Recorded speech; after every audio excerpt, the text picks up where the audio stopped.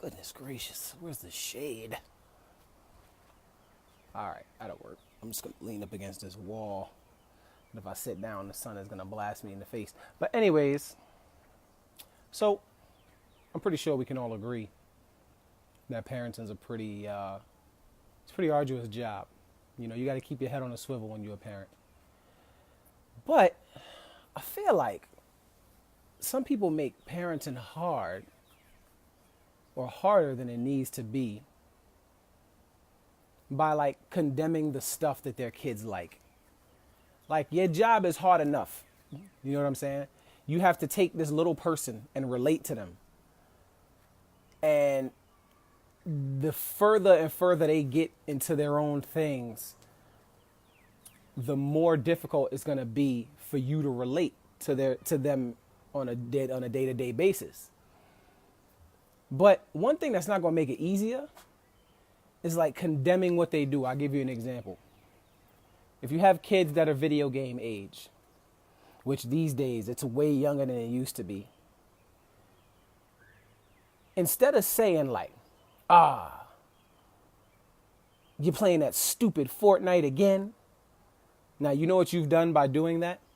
You've taken the wall that was already there. It was kind of a small wall where you could see over it. And you've made that wall bigger. So now that child's not even going to let you see over that wall to let you into their world because you've already expressed that you think what they do is stupid. But yet, you know, you want them to understand where you coming from. See, this is the crazy thing about parenting. Like, a lot of y'all came up under the do as I say, not as I do regime, right? I'm pretty sure we can all agree to that. I'm going to let you know that parenting style doesn't work.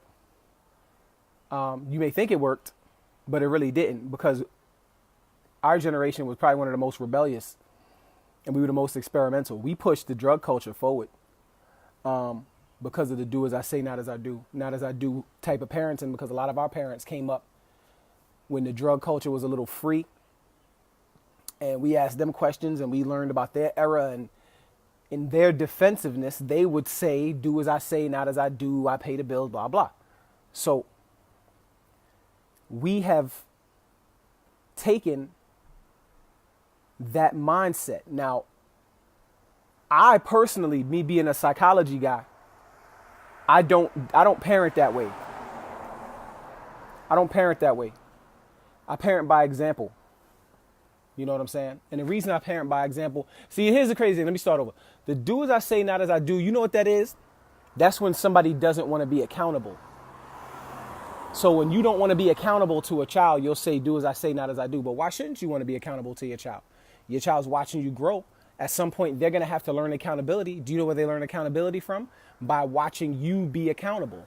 They don't learn accountability by you saying, all right, you better listen to me. They learn it by watching you. Like, you know, one of the most humbling things anybody could ever do is apologize to a child for exhibiting a behavior that you would condemn if they did it. That is probably one of the most humbling things you could do, is to walk up to a child or a child you're raising or a younger person and say to them, you know what? I apologize, because if I want you to be better, I have to be better. That's humbling. I don't think a lot of us are willing to do that. You make your parenting job hard when you do that. I watch a lot of parents like do things that they would not let their kids do. And I'm like, yo, how would you feel if your kid did that? And they don't have an answer because they don't want to be accountable.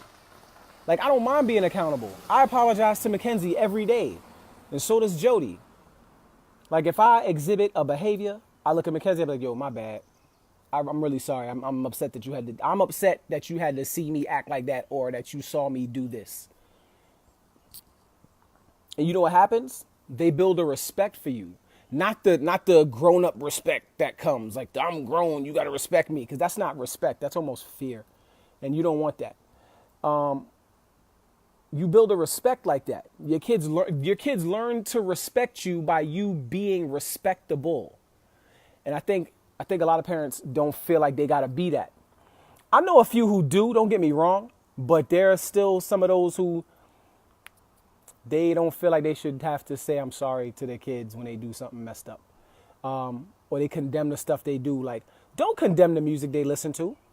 If they listening to Little Uzi Vert or Rich the Kid or, Lil Pump, let them listen to it. It's not for you. It's not for you. So you really can't sit back and be like, oh, that music is trash. You should cut that off. You need to get with some of this and play him some Tupac. What you gonna play? Hit him up?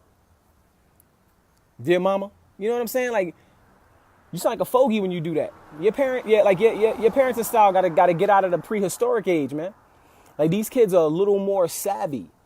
Like, these kids are not only tech savvy, but they're more in tune with their emotions than we were when we were younger, because we didn't have that element in our societal teaching. We didn't deal a lot with emotions, and that's very telling in the fact that there are people that are my age that still can't express themselves.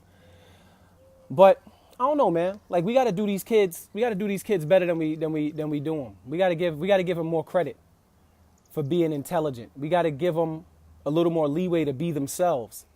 Because if we try to shove kids in a box and make them conform to everything that we liked, we're no better than our parents, who would tell us it's dumb for us to chase dreams and to just go to college for 4 years and then get a job. Don't ever think about doing anything else. And we owe them more than that, because look at the world they're inheriting. So why would you compound that by, not wanting to relate to them? I'm not saying be that parent that runs out and buys the latest gear and tries to dress like them, and then you're like, hey, check this out. I'm not saying that.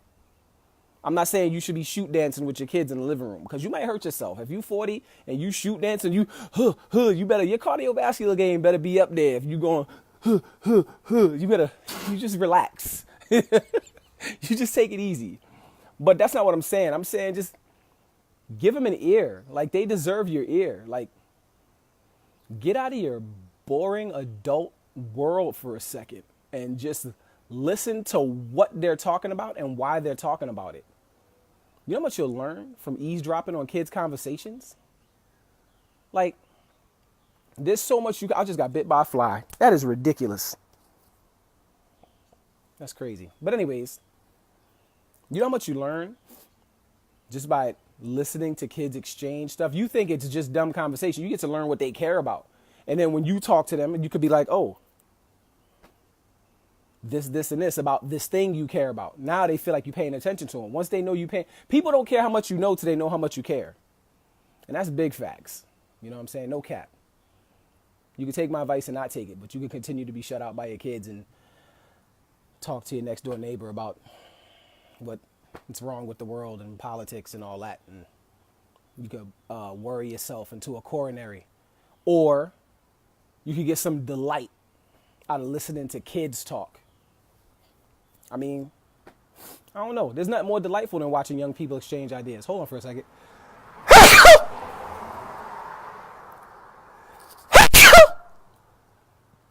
Thank you to the one who said bless you out there.